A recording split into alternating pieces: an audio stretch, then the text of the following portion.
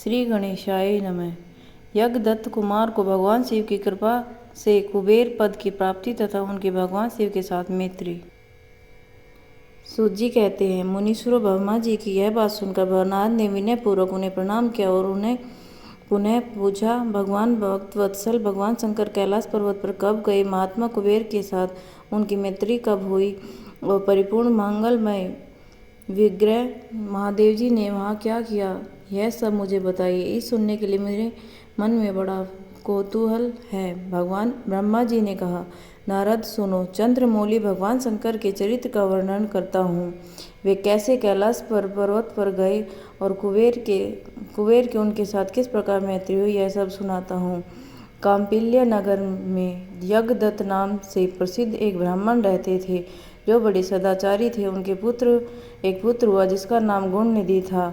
वह बड़ा ही दुराचारी और जुआरी हो गया था। पिता ने अपने उस पुत्र को त्याग दिया। वह घर से निकल गया, कई दिनों तक भूखा भटकता रहा। एक दिन वह निवेद चुराने की इच्छा से एक शिव मंदिर में गया।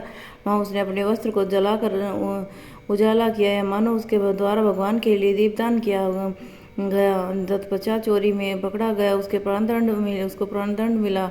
अपने कुकर्मों के कारण वह यमदूतों द्वारा बांधा गया।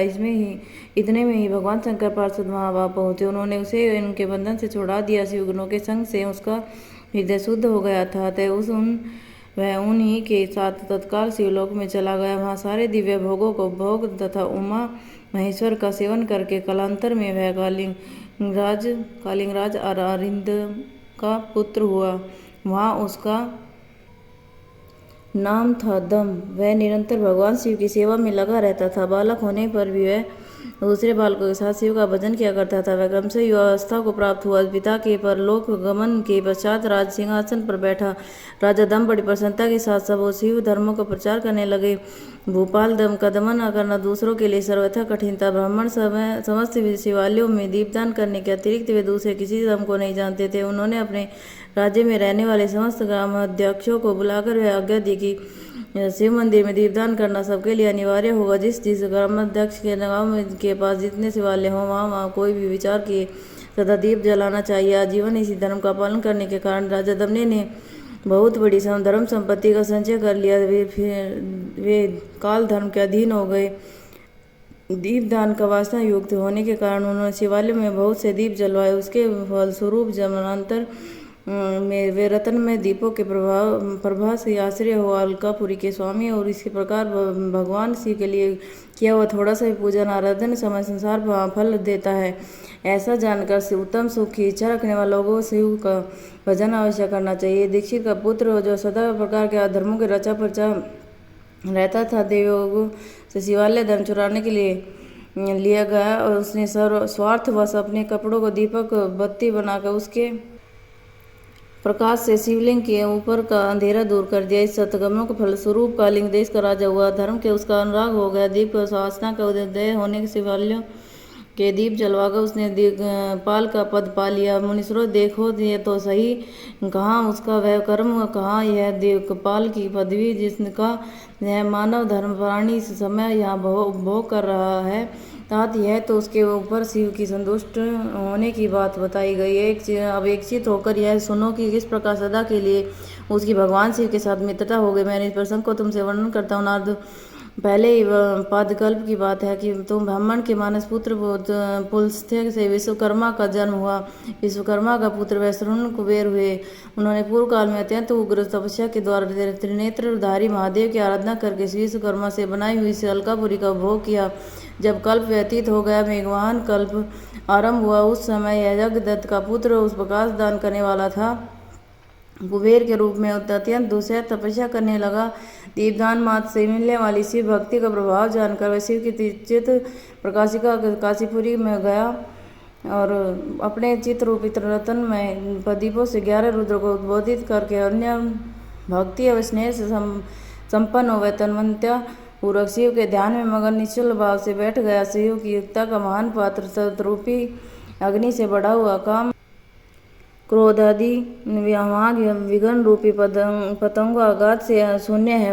प्राण निरोधी रूपी वायु शून्य स्थान में निश्चल भाव से प्रकाशित है। निर्मल दृष्टिकोण के कारण स्वरूप से निर्मल है। सद्भाव रूपी पुरुषों की जिसकी पूजा की गई है, शिवलिंग की प्रतिष्ठा करके वह तब तक तपस्या लगा रहा जब तक उसके शरीर में केवल अस्थिर मात्र ही अवशिष्ट नहीं रह गए। इस प्रकार उसने 10,000 वर्षों तपस्या की और विशाल अक्षी पार्वती देवी के साथ भगवान विश्वनाथ कुबेर के पास आए। उन्होंने प्रसन्न चित्तवाल का पति की ओर देखा और वह शिवलिंग में मन को एकाग्र करके ढूंढे और काठ की भांति स्थिर भाव से बैठे थे। भगवान शिव ने उनसे कहा, उल्कापते, मैं वर देने के लिए उद्यत हूँ, तुम अपना मनोरथ बताओ। यह वाणी सुनकर तपस्या के धनी कुबेर ने जो ही आंखें खोलकर देखा त्यों ही उमा वल्लभ भगवान श्रीकंठ सामने खड़े दिखाई दिए। काल के शस्त्रों सूर्य के अधिक तेजस्वी थे। उनके मस्तक पर चंद्रमा और चांदी के बिखेर रहे थे और शंकर के तेज उनकी आंखें चौंधिया गई। उनका तेज प्रतिहत हो गया। वे नेत्र बंद करके मनोरथ से परे विराजमान देवेश्वर शिव से बोले, नाथ, मेरे नेत्रों में दृष्टि शक्ति दीजिए जिससे आपके चरण बंधों का दर्शन हो सके। स्वामी में आपको प्रत्यक्ष दर्शन हो, यदि यही मेरे लिए सबसे बड़ा वर है, इस दूसरे किसी वर से क्या प्रयोजन है। चंद्रशेखर, आपको नमस्कार है। कुबेर के वसुकर्ण देवादिदेव उमापति ने अपने हथेली से उनका स्पर्श करके उन्हें देखने की शक्ति प्रदान की। दृष्टि शक्ति मिल जाने पर यज्ञदत्त ने उस पुत्र ने आंख फाड़ कर पहले उमा की ओर देखना आरंभ किया। वही मन मन में सोचने लगा कि भगवान शंकर के समीप सर्वांग सुंदरी कौन है, कौन सा ऐसा तप किया जो मेरी भी तपस्या से बढ़ गया है। यह स्वरूप है, प्रेम, सौभाग्य, सीम से सभी अद्भुत है। ब्रह्मा कुमार बार बार यही कहने लगा। बार बार यही कहता हुआ क्रूर दृष्टि से उनकी ओर देखने लगा। तब वामा के अवलोकन में उसकी बाई आँख फूट गई। तदनंतर देवी ने पार्वती महादेव जी से कहा, प्रभु, यह दुष्ट तपस्वी बार बार मेरी देखकर क्या बक रहा है। मेरी तपस्या के तेज को प्रकट कीजिए। देवी की बात सुनकर भगवान शिव हंसते हुए उनसे कहा, उमे, यह तुम्हारा पुत्र यह तुम्हें क्रूर दृष्टि से नहीं देखता, अपितु तुम्हारी तप्त संपत्ति का वर्णन कर रहा है। देवी से ऐसा कहकर भगवान शिव उस ब्राह्मण कुमार से बोले, वत्स, मैं तुम्हारी तपस्या संतुष्ट होकर मैं तुम्हें वर देता हूँ। तुम निधि स्वामी को राजा हो जाओ और उस वर्त यक्षों किन्नरों राजा होकर पुण्य जनों पालक सबके लिए धर्म का दाता बनो। मेरे साथ तुम्हारी सदा मैत्री बनी रहेगी। मैं नित्य तुम्हारे निकट निवास रहूँगा। मित्र, तुम्हारी प्रीति बढ़ाने के लिए मैं अलका के पास ही रहूँगा। आओ, इस उमा के चरणों में साष्टांग प्रणाम करो, क्योंकि तुम्हारी माता है महाभक्त यज्ञदत्त कुमार। तुम अत्यंत प्रसन्नचित्त इनके चरणों में गिर जाओ। ब्रह्मा जी कहते हैं, नारद इस प्रकार वर देकर भगवान शिव ने पार्वती से देवी से कहा, पर देवश्री, इस पर कृपा करो और तपस्वी है तुम्हारा पुत्र है। भगवान शंकर का कथन सुनकर जगदम्बा प्रसन्नचित्त हो यज्ञदत्त कुमार से वह कहा, वत्स, भगवान शिव की तुम्हारी सदा निर्मल भक्ति बनी रही। तुम्हारी बाई आँख तो फूट ही गई है और इसलिए एक ही पिंगल नेत्र से युक्त रहो। महादेव जी जो वर दिए है वे सब उसी रूप में तुम्हें सुलभ हो। बेटा, मेरे रूप के प्रति ईर्ष्या करने के कारण तुम कुबेर नाम से प्रसिद्ध होगे। इस प्रकार कुबेर को वर देकर भगवान महेश्वर पार्वती के साथ अपने विश्वेश्वर धाम में चले गए। इसी तरह कुबेर ने भगवान शंकर की मैत्री प्राप्त की। अलकापुरी के पास जो कैलाश पर्वत भगवान शंकर का निवास हो गया। बोल शिव शंकर भगवान की जय। 17 से 19वां अध्याय समाप्त।